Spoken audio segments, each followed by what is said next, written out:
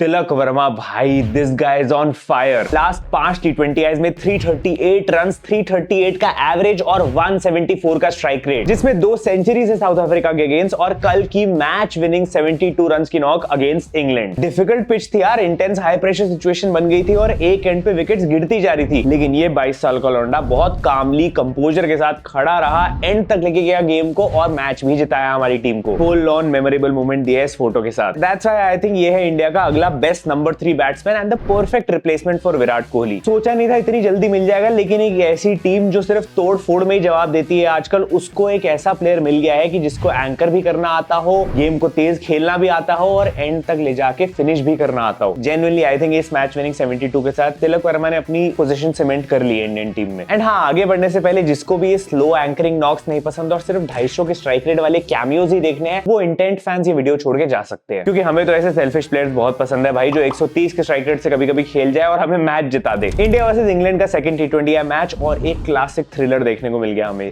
इतने टाइम बाद। वैसे रिपब्लिक डे पे इंग्लैंड को पेल के स्पिरिट ऑफ इंडिपेंडेंस सेलिब्रेट करना, इसका अलग ही मजा है। मैंने अपनी लास्ट वीडियो में ही बोला था कि मुझे कुछ स्क्रिप्ट राइटर्स की जरूरत है जो थोड़ी मेरी मदद कर पाए स्क्रिप्ट्स लिखने में, और यहाँ मोटा भाई ने इतनी बढ़िया स्क्रिप्ट लिख दी अगले मैच की। पर्सनली ले लेते हो यार मोटा भाई, समझ गए आप ही बेस्ट स्क्रिप्ट राइटर हो। बट भाई इतने टाइम से ऐसा थ्रिलर मैच नहीं देखा था यार। लास्ट ओवर तक लेके गए गेम को और चौका मार के गेम फिनिश की। पिछले मैच में शर्मा था तो इस मैच में वर्मा है, लेकिन इंग्लैंड की बेइज्जती कॉमन है। देख रहे हो ऐसे जोक्स लिखने पड़ रहे हैं, इसीलिए बोल रहा हूँ थोड़े कोई अच्छे स्क्रिप्ट राइटर आ जाओ। देखो चेपॉक की पिच थी, ऑब्वियसली 160 टफ होने वाला था यहाँ पे, एंड ऑलमोस्ट पूरी बैटिंग कोलैप्स कर गई थी, लेकिन अगर ये तिलक वर्मा ना होता तो भाई आज 1-1 हो चुका था। एंड इसी को देख के तुम सोच सकते हो कि बिल्कुल भी आसान सिचुएशन नहीं थी इसके लिए भी, स्पेशली क्योंकि इतना यंग है, इनएक्सपीरियंस्ड है अभी, लेकिन जिस हिसाब से इसने इनिंग्स खेली है ये डिजर्व करता है अब ये टीम में होना। लास्ट 5 टी20 इंटरनेशनल मैचेस छोड़ो भाई, इसने फर्स्ट क्लास मैचेस मिला के हैट्रिक ऑफ सेंचुरीज लगा दी थी, क्रेजी नंबर्स हो रखे और फॉर्म ऑफ हिज लाइफ में चल रहा है। रोहित भाई ने इसके लिए ना एकदम सही बात कही थी इंटरव्यू में। It's going to be a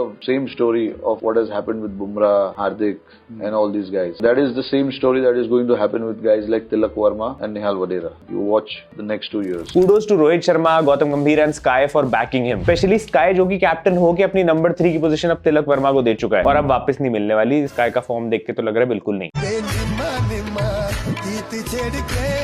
but more importantly मुझे जो चीज देखने को मिल रही है यहाँ पे कि ये जो न्यू इंडियन टीम है ना टी20 की, इसको हराना मुश्किल होता जा रहा है। आई मीन टीम में इतना टैलेंट है, इतने स्किलफुल प्लेयर्स भरे पड़े हैं कि भाई हर सिचुएशन में कहीं ना कहीं से परफॉर्मेंसेस निकाल ही रहे हैं लोग। टू अर्ली टू से हो जाएगा कि हम वर्ल्ड कप ही जीत जाए, लेकिन आई थिंक हम लोग एक राइट डायरेक्शन में जा रहे हैं वो सब करने के लिए। एंड मैं ही नहीं, आई थिंक बहुत लोग इस समय ये मान रहे हैं कि भाई ये इंडिया की टी20 टीम थोड़ी इनविंसिबल बनती जा रही है। अब कहीं गलती से अगला मैच ही ना जाके हार जाए ये लोग और मेरी ऑरा का लग गए। अब जैसे अभिषेक शर्मा ने पिछले मैच में अच्छा खेला, संजू सैमसन भी अच्छा खेलता आ रहा है, जायसवाल ऑलरेडी अभी वेटिंग में है, वो कभी भी टीम में डाल सकते हो उसको। तो हमारे टॉप 2 फिक्स्ड है विद बैकअप। नंबर 3 पे तिलक वर्मा अपनी पोजीशन सीमेंट कर रहा है। मिडिल ऑर्डर में ऑलरेडी मेरे पास सूर्या, रिंकू जैसे प्लेयर्स है, हार्दिक है, अभी तो बुमराह टीम में आया नहीं है और अर्शदीप उसकी कमी ऑलरेडी पूरी कर देता है। तो मतलब बहुत अच्छी डायरेक्शन लग रही है टीम की। वरुण चक्रवर्ती को देख सकते हो तुम, भाई चहल की कमी नहीं होने देता महसूस हमें। एंड अभी तो बैटिंग में सोचो हम गिल, गायकवाड़, ऋषभ पंत जैसे प्लेयर्स की बात ही नहीं कर रहे, वो भी टी20 सेटअप का पार्ट है ही। तो ये तो ट्रुथ है कि जब से कोहली और रोहित रिटायर हुए हैं टी20 से, ये जो जगह खाली हो गई है ना इन पोजीशंस का जो कंपटीशन है, इसने टीम को कंपेटिटिव और स्ट्रांग बना दिया है। हर प्लेयर जिसको अपॉर्चुनिटी मिल रही है वो अपना बेस्ट देना चाह रहा है ताकि वो अपनी पोजीशन फिक्स कर पाए, क्योंकि सबको पता है भाई ये 2 पोजीशन अभी अप फॉर ग्रैब्स है। मतलब मुझे लगा था रोहित कोहली रिटायर हो रहे हैं यार, अब तो हर सीरीज में यही बोलना पड़ेगा, वीडियो के टाइटल्स में यही जाएगा कि भाई रोहित कोहली वापस आ जाओ, बचा लो हमारी टीम को, लेकिन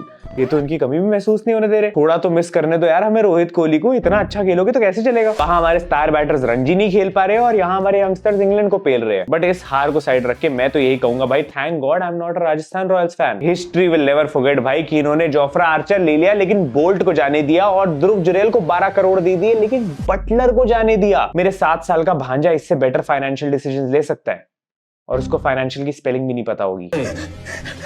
आराम से ये सीरीज वैसे तो इंडिया इंग्लैंड के बीच में, लेकिन राजस्थान रॉयल्स की मैनेजमेंट के लिए अलग नाइटमेयर बनती जा रही है। हर मैच के साथ रिग्रेट बढ़ता जा रहा होगा। देखो जुरेल को तो भी साइड रखते, ज्यादा क्रिटिसाइज नहीं कर सकते, जोक के लिए मैंने बोल दिया, लेकिन अभी उसके इनिशियल टी20 है। बट जॉस बटलर कितना अच्छा खेल रहा है। दोनों टी20s में अकेले इंग्लैंड की बैटिंग संभाल रहा है भाई बेचारा। और वही दूसरे एंड पे है जोफ्रा आर्चर। पिछला मैच ठीक था, लेकिन इस मैच में worst figures registered, 4 over 60 runs and only 1 wicket. Tilak Varma ने इसको हारे श्रॉफ समझ के पेला है भाई। 150 की आती हुई बॉल को सिक्सेस लगा रहा था। बेचारे आर्चर का दिन ही अच्छा नहीं था। पहले ब्राइडन कार्स को भी रन आउट करवा दिया और फिर रन भी खा लिए, but still he was having a better day than an RCB fan, क्योंकि इनकी बैटिंग बेचारी आज फिर से फेल हो गई। राजस्थान फैंस के लिए नया होगा भाई अपने एक्स प्लेयर्स को परफॉर्म करते हुए देखना और अपने करंट प्लेयर्स को इतना अच्छा खेलते हुए ना देखना।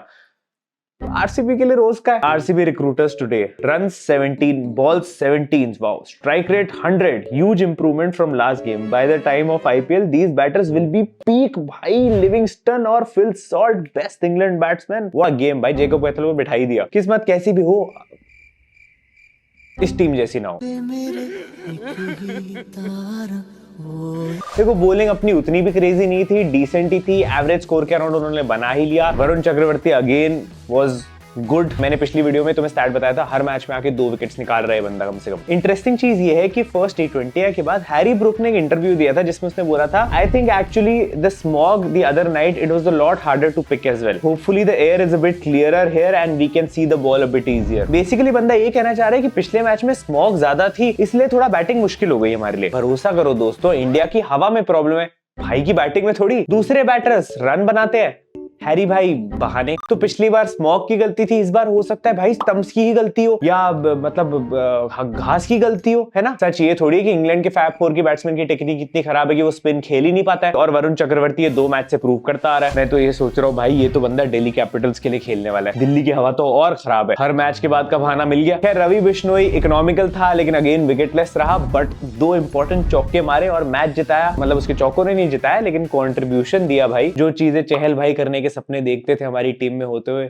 वो अब कर रहे हैं बाकी के स्पिनर्स। अर्शदीप भाई ये देखो, तुम इसकी बैटिंग देखो भाई। जब बैटिंग करते हैं कौन सा अर्शिंदर सिंह डिविलियर्स बन जाता है भाई, किधर खड़े होकर खेल रहा होता है और हर बार इसको 6 के लिए जाना है। श्रीलंका सीरीज में भी इसने यही चक्कर में एक मैच ड्रॉ करवा दिया था हमारा। गौतम गंभीर वर्स्ट नाइटमेयर, बंदा मना करता रहता है 6 से मैच नहीं जिताना है, इसको वही करना है। But congrats to Arshdeep Singh, क्योंकि आईसीसी मेंस टी20 प्लेयर ऑफ द ईयर बन चुका है। मतलब लास्ट ईयर टी20s में बेस्ट प्लेयर निकल के आया है, जिससे मुझे याद आया कि मुझे भी एक अवार्ड वीडियो बनानी होती है और उस पे काम चल रहा है। जल्दी फॉर्म आ जाएगा, टेंशन मत लो। ऐसा नहीं है नहीं बनेगी, वो बनेगी, जरूर बनेगी। बाकी अर्शदीप भाई की 98 विकेट्स भी कंप्लीट हो गई है, अब 2 और रह गई है फास्टेस्ट 200 विकेट्स करने में। बट बॉलिंग को कंसीडर करते हुए मुझे अभी तक ये समझ नहीं आ रहा कि शमी को कब खिलाएंगे ये लोग। मुझे इनिशियली लग रहा था इंजरी का कोई कंसर्न हो सकता है, लेकिन पहले टी20 के बाद अर्शदीप भाई ने एक इंटरव्यू दे दिया जिसमें बोल दिया था कि शमी भाई बॉलिंग तो बढ़िया कर रहे हैं, नेट्स में भी बढ़िया लग रहे हैं और ऐसे बॉल आ रही है मतलब कि एकदम बोल्ड ही कर जा रही है सारी बॉलें। लेकिन यहाँ 2 मैच निकल गए हैं, शमी का आता पता ही नहीं है। अब 3 मैच ही बचे यार गौती भाई, अब तो डाल दो शमी को। बाकी बैटिंग में आई थिंक सुंदर प्लेड अ डिसेंट कैमियो बीच में, लेकिन अक्षर पटेल, हार्दिक पांड्या, इन दोनों से मुझे बहुत सारी उम्मीदें थी। सीनियर प्लेयर्स भी है, थोड़ा स्टेप अप करना चाहिए था, थोड़ा बेटर खेलना चाहिए था, लेकिन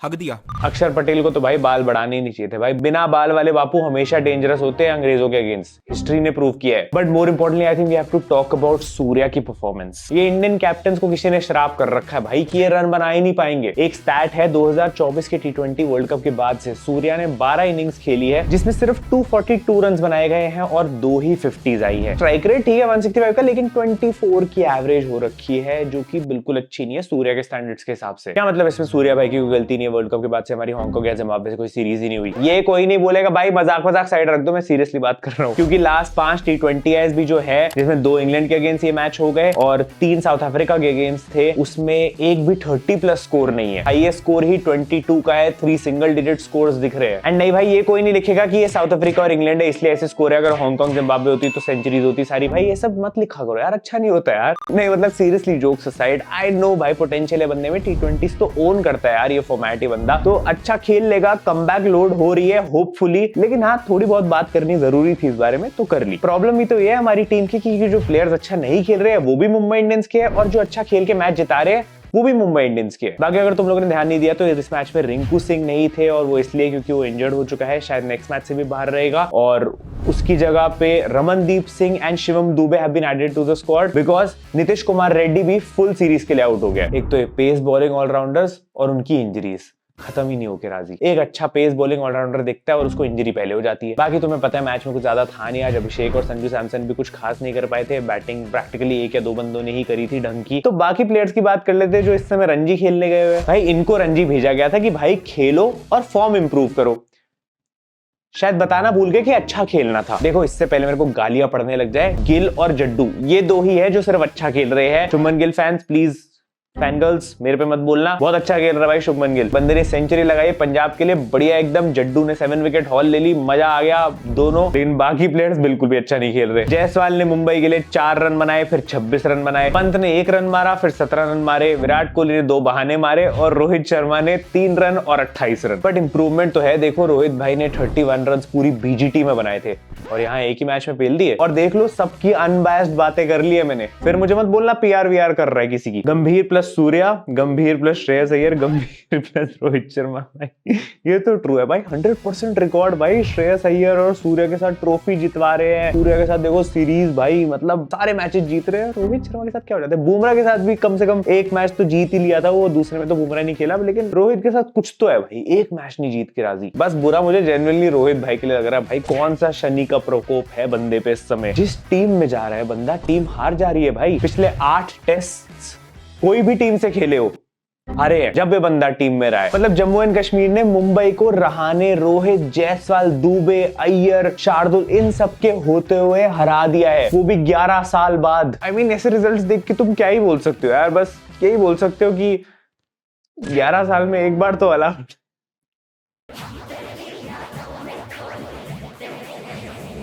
नहीं भाई, जोक्स असाइड, अब मैं निकल रहा हूँ भाई, इससे पहले मुझे गालियां पड़ने लग जाए। तुम लोग आगे इंस्टाग्राम पे मुझे फॉलो कर लेना, चैनल को सब्सक्राइब कर देना। मिलते हैं अगली वीडियो में। Thanks for watching, love you all, bye bye. और हाँ, कम्युनिटी पोस्ट चेक करते रहना, अवार्ड वीडियो की अनाउंसमेंट हो जाएगी सून।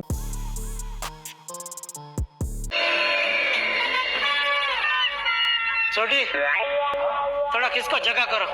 क्यों? नट्टू काका भी आएंगे अभी अंदर। चल चल चल।